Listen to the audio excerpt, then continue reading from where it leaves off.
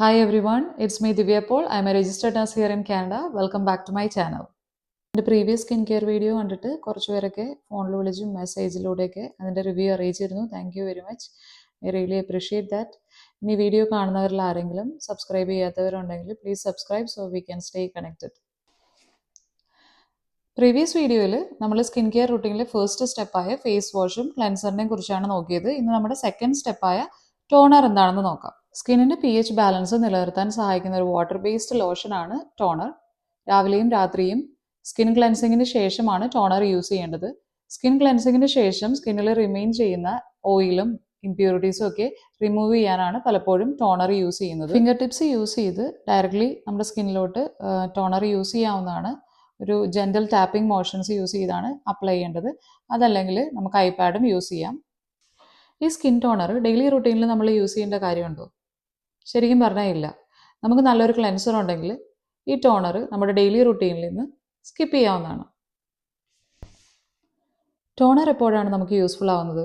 ടോണറിലുള്ള ഒരു specific ingredient നമ്മുടെ daily skin care റുട്ടീനിൽ നമുക്ക് ആഡ് ചെയ്യണമെങ്കിൽ ടോണർ യൂസ് ചെയ്യാവുന്നതാണ്. അതായത് ആക്നെ ഉള്ളവർക്ക് സാലിസിലിക് ആസിഡുള്ള ടോണർ യൂസ് ചെയ്താൽ ഹെൽപ്ഫുൾ ആയിരിക്കും. pH വാല്യൂ 7 താഴെയാണെങ്കിൽ ആസിഡിക്കും, അതുപോലെ 7 മുകളിലാണെങ്കിൽ ബേസിക് ആണെന്ന് നമുക്കറിയാം. അപ്പോൾ നോർമൽ സ്കിൻ pH എന്ന് പറയുമ്പം 7 ആണെന്ന് നമ്മൾ വിചാരിക്കും. പക്ഷേ ആക്ച്വലി അങ്ങനെയല്ല. Skin pH normally slightly acidic ആണ്. 4.5നും 5.7നും ഇടക്കാണ് ഒരു ആവറേജ് സ്കിൻ pHൻ്റെ വാല്യൂ. സ്കിന്നിൻ്റെ സ്ലൈറ്റ്ലി ആസിഡിക് നേച്ചർ നമ്മുടെ സ്കിന്നിലുള്ള നാച്ചുറൽ ഓയിൽസിനെ ബാലൻസ് ചെയ്യാനും അതുപോലെ സ്കിന്നിനെ ബാക്ടീരിയയിൽ നിന്ന് പ്രൊട്ടക്റ്റ് ചെയ്യാനും സഹായിക്കുന്നുണ്ട്.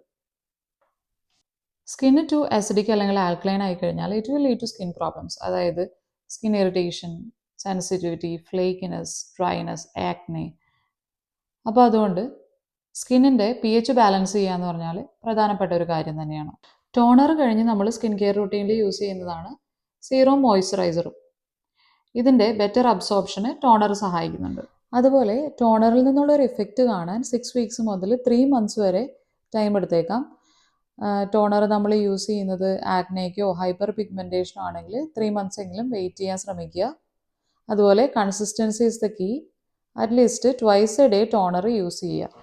ഇപ്പോൾ ഞാൻ യൂസ് ചെയ്യുന്ന ടോണർ ഗ്ലോ റെസിപ്പിയുടെ വാട്ടർമെലൺ ഗ്ലോ ടോണറാണ്. ഇതിൽ പോളി ഹൈഡ്രോക്സി ആസിഡ്സും ബീറ്റ ഹൈഡ്രോക്സി ആസിഡ്സും അടങ്ങിയിട്ടുണ്ട്. ഇത് കെമിക്കൽ എക്സ്ഫോളിയൻസ് ആണ്. സ്കിന്നിലെ ഡെഡ് സെൽസ് റിമൂവ് ചെയ്യാൻ ഇത് സഹായിക്കും. അതുപോലെ തന്നെ ഇതിന് ആൻറ്റി ഏജിങ് പ്രോപ്പർട്ടീസും ഉണ്ട്.